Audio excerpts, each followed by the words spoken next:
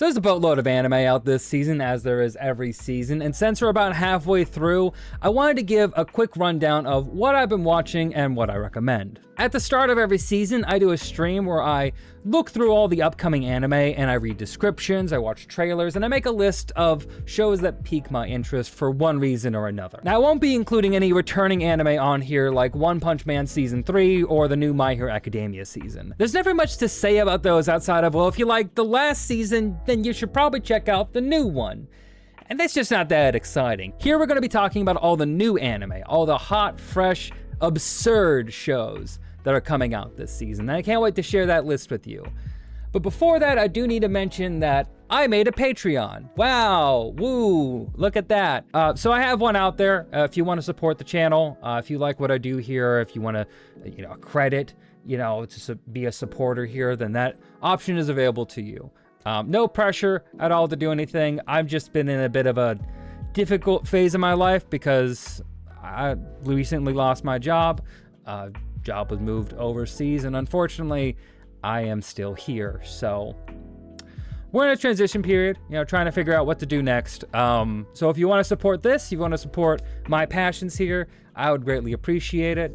If not, that's cool too. A like and a comment always just makes my day. So hope you enjoyed the video. Let's get right on to the anime. May I ask for one final thing? Look, sometimes people need a good punch in the face, especially stuffy, mean nobles bent on using their power and influence to torture those below them in the social hierarchy. Enter the noblewoman Scarlet, who at the start of our series has her betrothal to the second prince of her kingdom broken off. She's then verbally assaulted and accused of bullying and harassing the prince's new fiancée, Terenzia, a woman that Scarlet has never met before in her life. But Scarlet actually takes this pretty well. She's actually relieved to finally be rid of the prince, her betrothal to him being a living nightmare as he bullied her non-stop for years. So when he breaks off that proposal, she asks for one final thing in return. May I kindly knock the teeth out of this craven, two-faced bitch? Scarlet then proceeds to beat up Terenzia and every single slave-trading nobleman who supports the prince. And the snotty prince himself, of course, can't forget him. Giving the upper class an uppercut as she pummels them to a pulp. Now that makes for an incredibly satisfying first episode, but where the story goes from there is why I've been sticking with this anime. Now Scarlet decides to work with the crown prince, Julius, her ex-fiancé's older brother, to take down a bunch of noblemen engaged in conspiracies, treason, slave trading, and much, much, much more. Her dynamic with the older, more mature Julius is very entertaining, and they're both intelligent characters that could be more playful with each other. It's actually not all too different from the dynamic you have between Mao Mao and Jinshi if you're an Apothecary Diaries fan. There are some pacing issues, and I feel like this is pretty common in most fantasy anime I see, where there's long stretches of exposition dumps about this particular world of magic and politics that feels like I'm getting a history lesson that I never asked for, and that also feels like the same history lesson I got from every other single fantasy anime, except it's like slightly different. It's disappointing to me. It feels really redundant and like I'm getting the same lesson over and over again. I get it.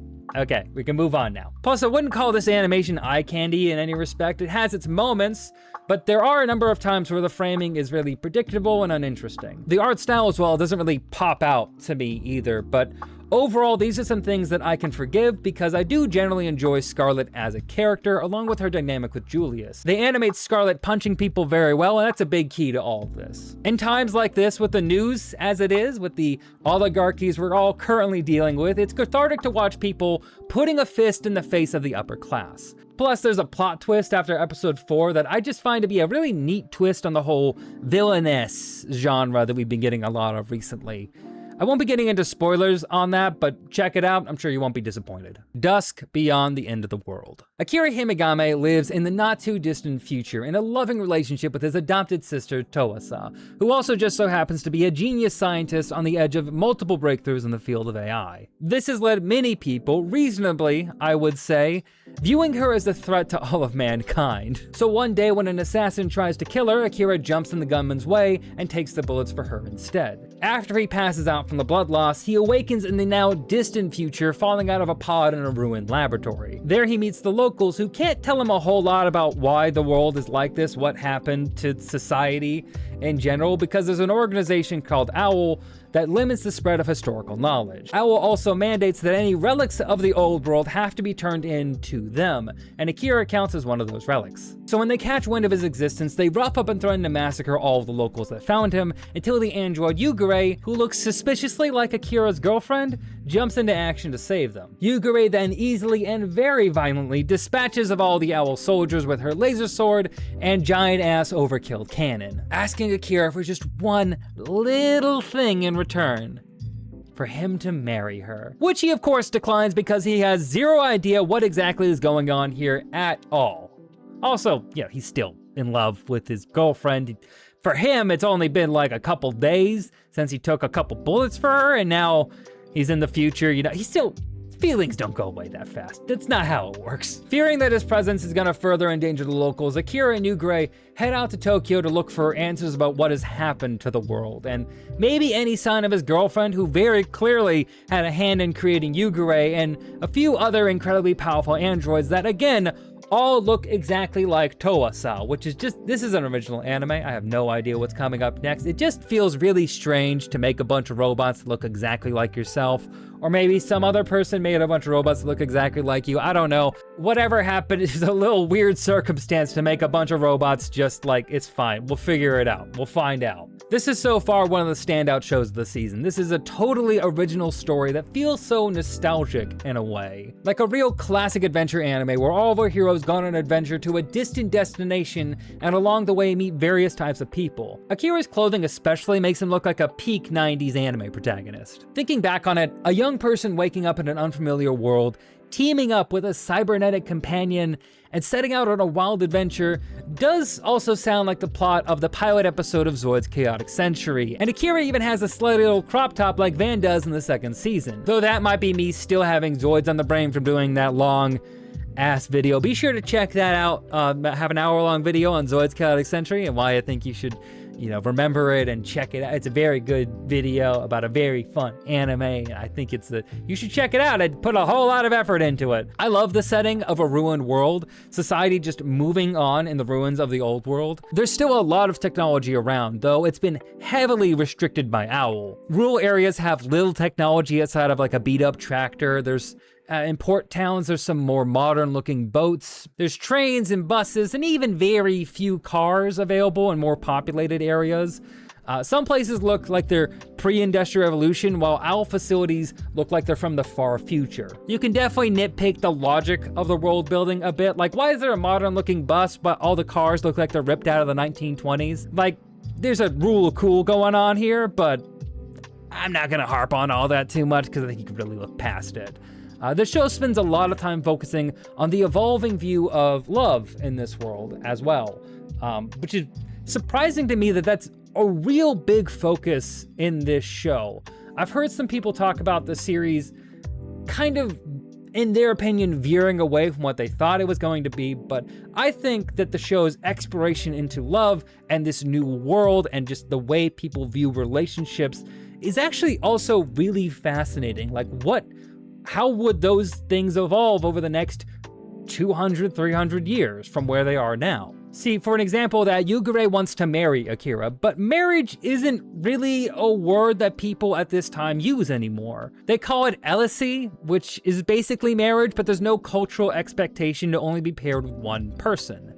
The first episode actually shows a group of 4 women all joining together in an LSC. Poly and queer relationships are incredibly normal in this world, and that's something that's been frequently addressed by the show as our heroes meet new people, all struggling with their own relationship dynamics. Though one of those is 2 half-siblings in a power struggle for control of their crime family while secretly harboring feelings for one another. And we really gotta talk about all the incest in anime. It's really bizarre. Like, even Towa-sa and Akira, the main pair, they're not actually siblings, they're adopted siblings, but why do they have to be in that dynamic at all? It would have worked just as well if they just like saw each other as friends, that they're like best friends who live next door to each other. Like, it didn't need to be like that. It's a problem, it's weird. It just gets shoehorned into so many different shows. Like, it's bizarre. It's really bizarre. If you can get past those, it's a genuinely fascinating world with brilliant animation and wonderful characters. Perfect for anyone looking for a classic action-adventure story. This monster wants to eat me! This feels like the anime a lot of people assume the summer Hikaru died is. Hinako Yotose has had it rough, to say the least. She's orphaned at a young age when her family dies in a tragic car accident where the family car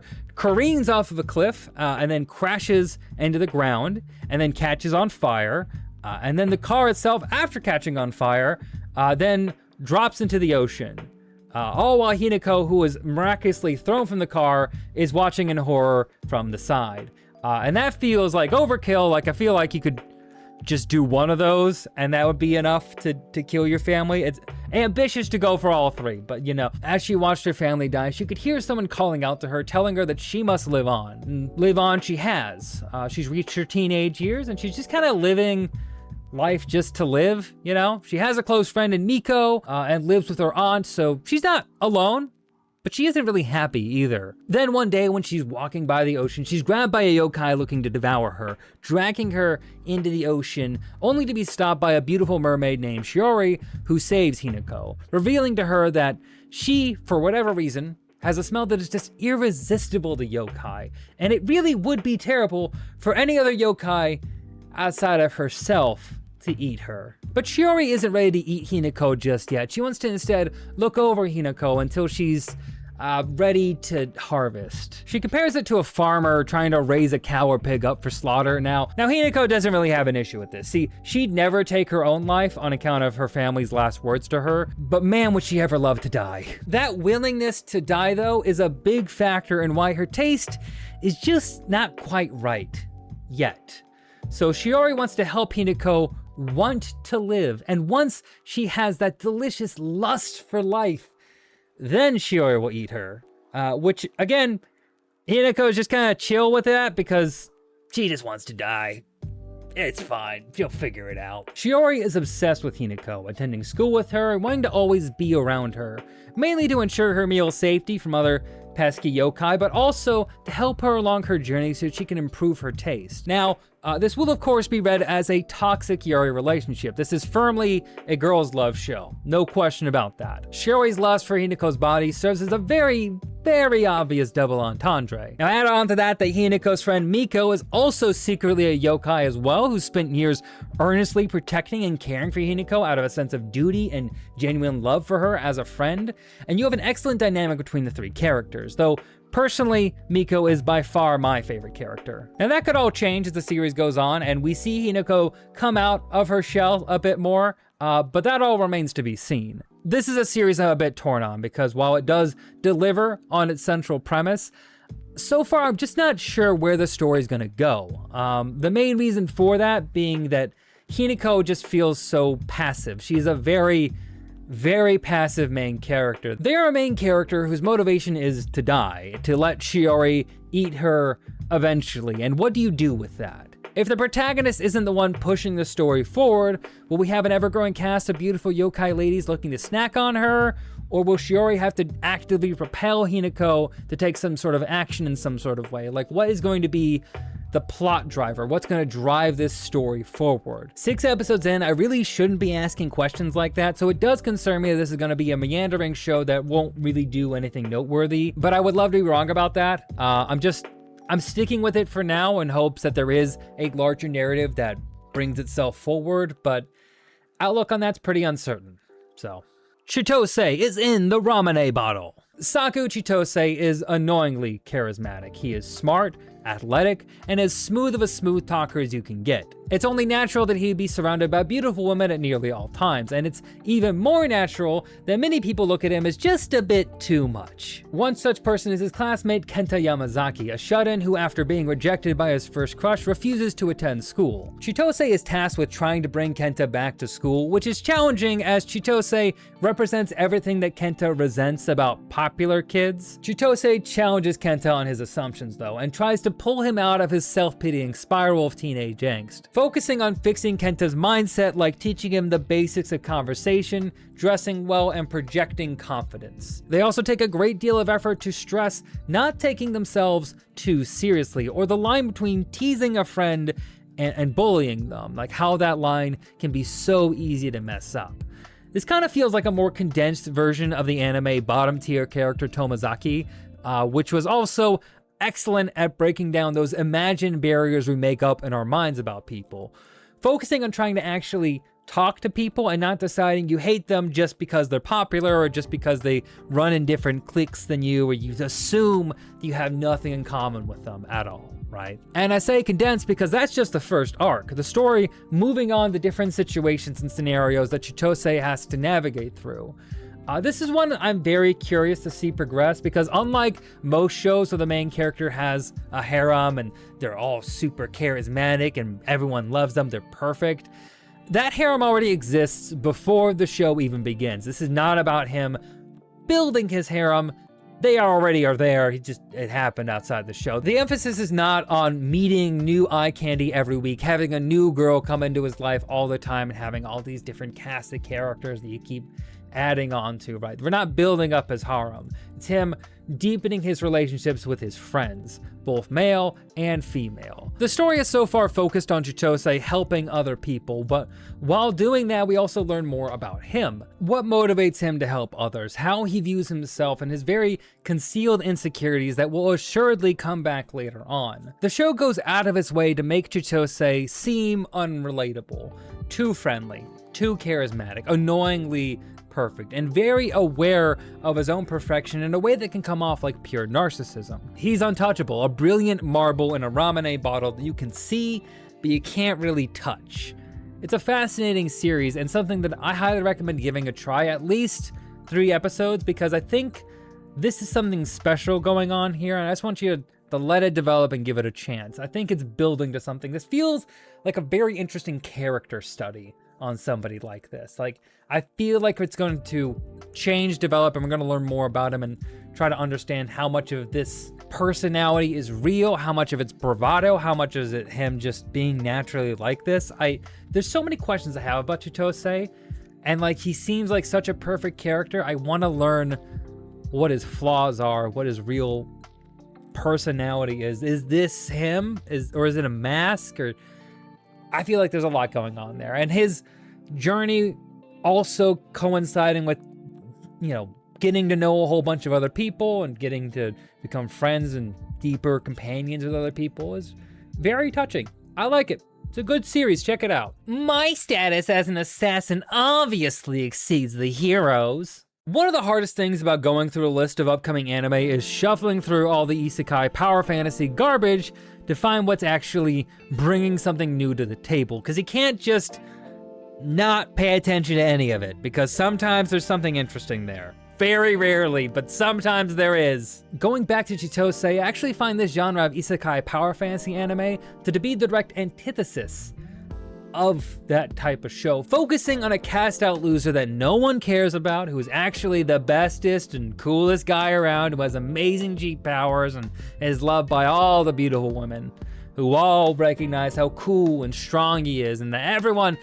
counted him out. No one believed in him. There's so many anime like that, and there's so many different ways that they kind of get that across, either as an isekai or like, I got cast out of the hero's party and then I became super cool and awesome, which is why if you look at it from that surface level, this isn't the type of anime I would normally watch. But Akira Oda, the titular assassin, is not really like that. So our story begins, as many of these do, with Akira's entire classroom being abducted and sent to a fantasy world where they're given a whole bunch of special powers and powerful roles and asked by the kingdom that summoned them to aid them in defeating the world's demon king. The class is then asked to, one at a time, show their roles and stats to the mages that summon them here so that they can determine who has been granted the role of hero.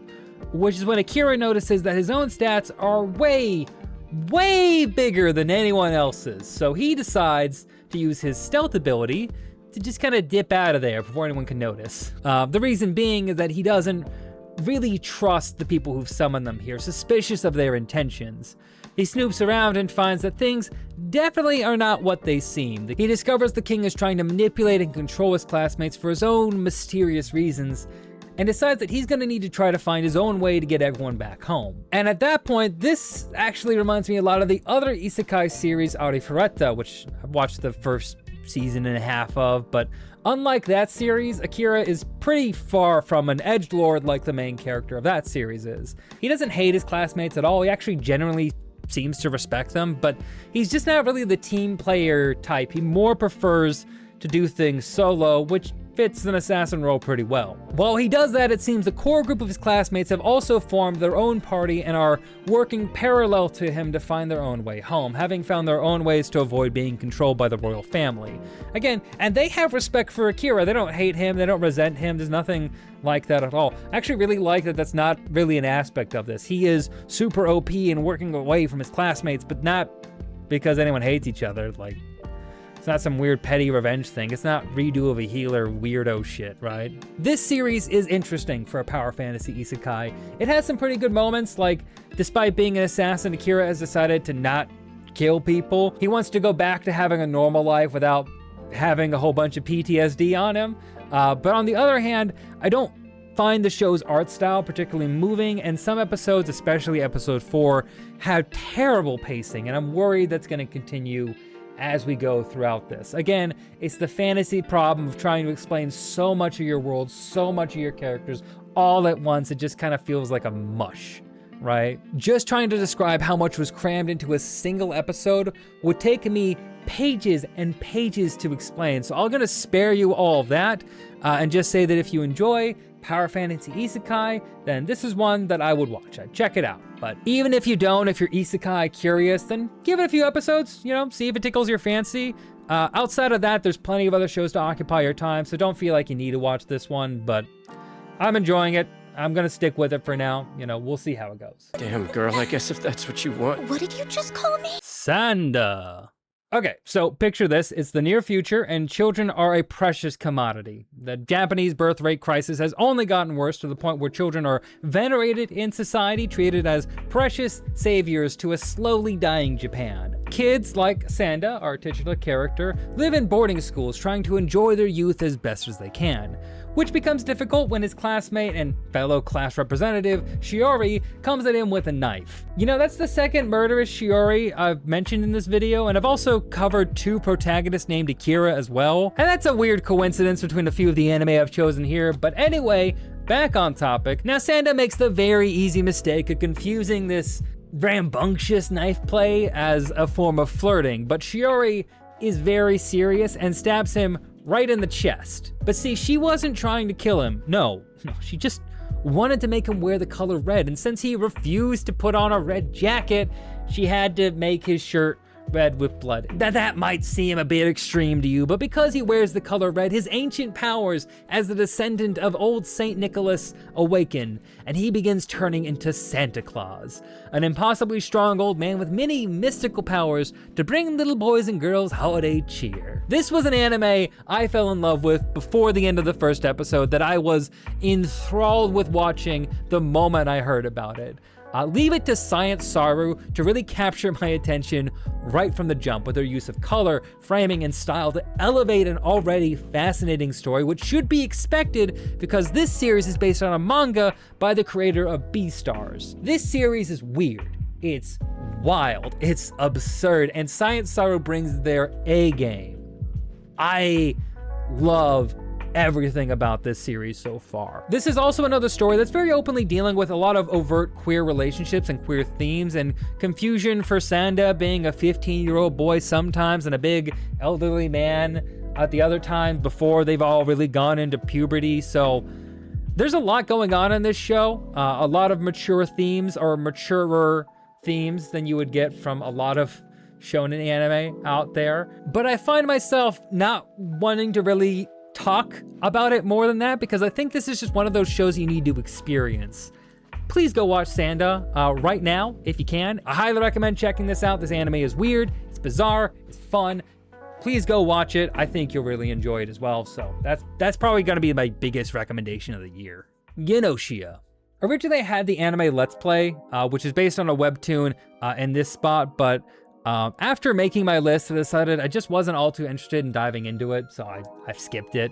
And instead, I've slotted in Genosha, which has really caught my attention lately. It starts out with Yuri, who wakes up on a spaceship with no prior memories and is immediately thrust into a dire situation.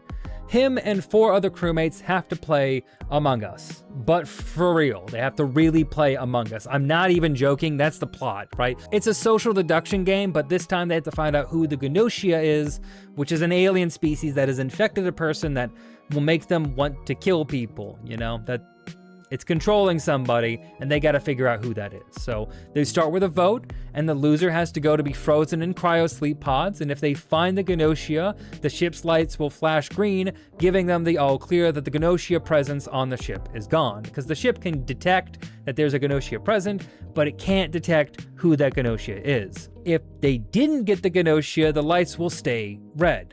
Then they'll all be forced to go to sleep as the ship has to make a jump into hyperspace, and during this time the Gnosia will be able to move around and kill one person. Yuri is completely lost in all of this and fails, ending up being killed by the Gnosia once it's just the 2 of them left.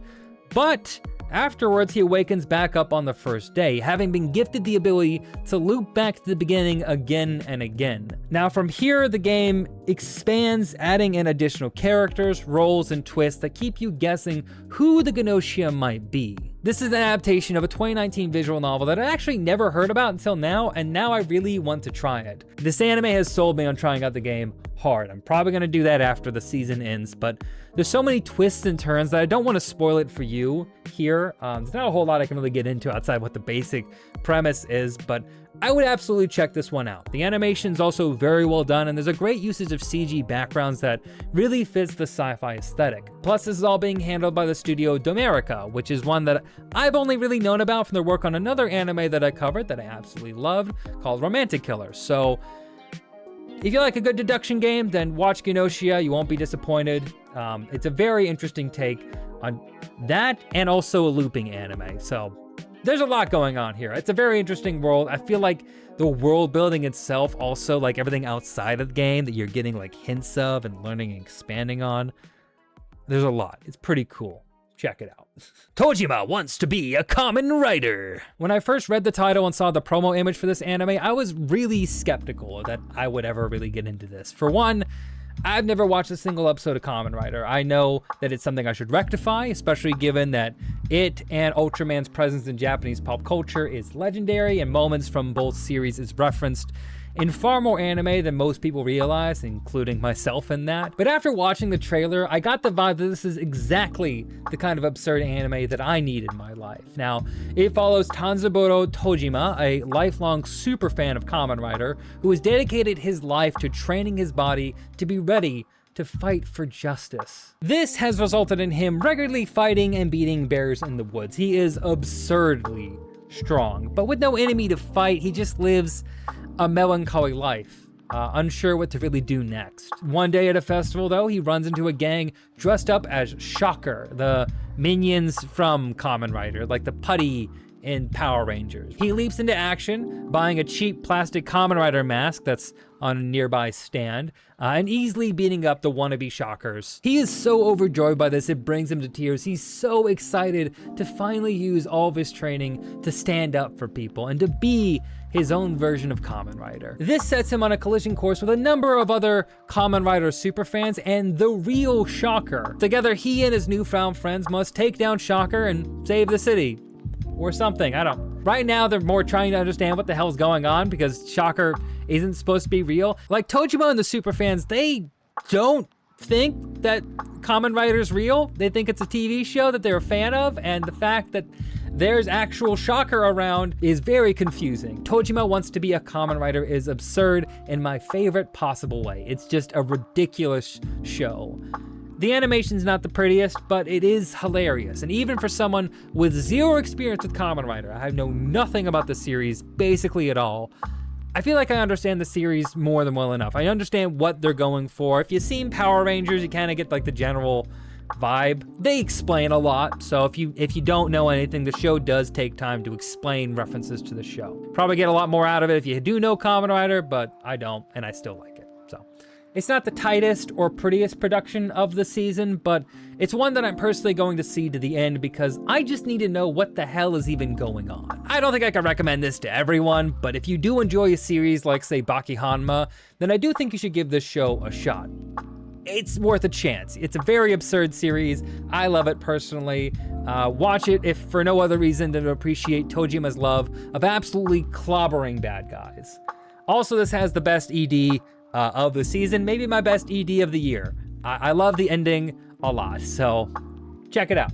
Or look up the ending online. That's at least, at least do that. At least do that. Digimon Beat Break. More Digimon is always a good thing, and as a lifelong fanatic, I have been so happy to see people getting drawn into the game Digimon Storytime Stranger, which I sadly don't have the budget for myself, and this new anime. Long live Digimon, all hail Gabumon, King of Kings.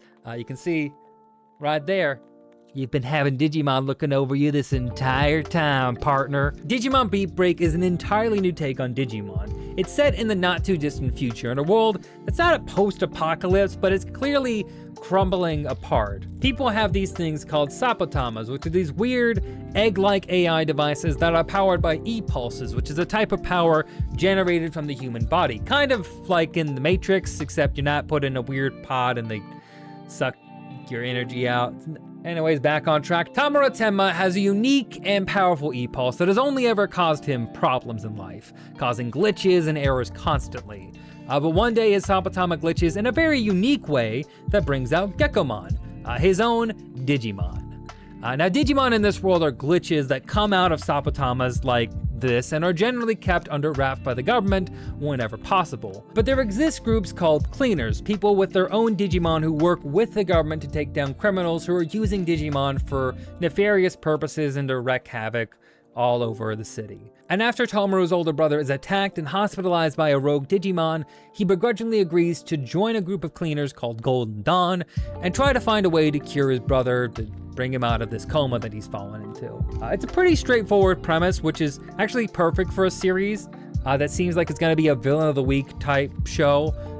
It feels really nice to settle in and watch a new take on the concept that I've always adored. It's not Digimon Adventures, not going to another world. There's no Digi-Destin or adventure like that. But there doesn't have to be for this to work. This is a new interpretation on Digimon, which is something I really like, that it's a very flexible concept. I love the setting as well. There's a lot of higher end areas, advanced areas that are clearly for the wealthy, but there's also a lot of areas that are flooded with buildings that are crumbling and collapsing into rising oceans. There's very obviously been ecological disasters going on, but still life is moving on as best as it can. This show kind of mirrors Dust Beyond the End of the World, which also features AI as a major plot point where society doesn't exactly collapse. Humankind isn't on the brink of extinction, but it is crumbling. Aspects of these worlds show the slow death of parts of civilization as we know it, while other parts still thrive or are doing something different. It's very interesting. Like, there's a very unique mirror going on between different visions of the world with AI, and both are terrible, to be honest. It makes both these settings feel a lot more realistic and grounded, while also featuring androids and Digimon. Toei Animation handled this series, and I've been really impressed with how good this show looks. The world, as I said, feels exceptionally well designed, and the new Digimon are pitch perfect. Gekkomon is an absolute gremlin, and I adore him so far. This isn't the anime I would look to for the most deep or complex stories, but it has been a fun time. So if you're looking to get your Digimon fix satisfied, then this is the anime for you. All right, now that is my rundown of everything I'm watching right now. There's some really good picks in here, a lot of things that I'm gonna keep watching. If I'm gonna make recommendations, I think Sanda and Dusk Beyond the End of the World are the most complete packages here, though Chitose is in the Ramune bottle is not far behind. I want to see where it goes here, because this feels like a really good one to write about and like examine what it's doing. It's a really fun anime. If you want to see my thoughts on some other recent anime, you should check out my recent videos on Gachi Akuta and The Summer Hikaru Died. You should also like this video if you liked it. Be sure to comment on what anime you're watching. If there's an anime on this list that you decided to check out that you're absolutely loving, let me know. If there's an anime that I didn't list at all, tell me about it. Maybe I'll check it out. Give me a reason. Maybe I'll do a video on it. You never know. If I do a video on it, I'll credit you on the video. Be sure to let me know if there's an anime I'm missing out on. Other than that, though, be sure to subscribe for more videos like this. And I hope you have a great day, a great night, or whatever it is you're having. And stay rad. Bye.